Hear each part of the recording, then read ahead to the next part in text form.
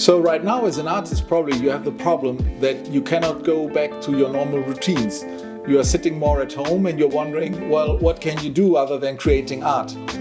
Today I would like to give you an idea, which is to improve on your SEO. I know this sounds very technical, but if you think about what SEO means nowadays, it is convincing Google that what you do on the internet is real. Convincing Google that when people go to your site, they really stay there for a while and that they really like what they see.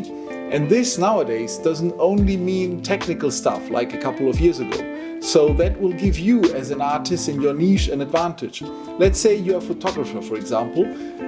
You can choose a topic that is relevant to you anyways and be the best photographer in that field. How can you do that? Well, not only by creating your artworks, this is already what you have been doing probably over the last years, but also explaining a bit how you do it and also showing it to a new audience, also explaining how you are inspired in order to create these photos. And the same goes for a sculptor or also a painter. You can always explain what you do, you can always present yourself.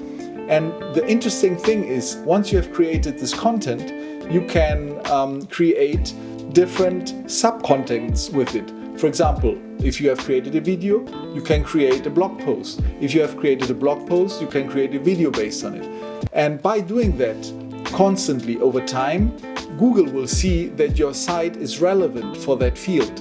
We are not speaking about general terms. For example, it's impossible that you can become in, let's say, 1 or 2 or even 3 decades the #1 looked up photographer. But you can become the #1 looked up photographer in a certain area, in a certain city, in a certain specific field. So as an artist, I would think about what is your need. Imagine you are a photographer or you are a painter. Then you really need to think about what is your specific subject and create day by day specific themes around it. And once you have these online, you will notice that over time your Google rankings will improve.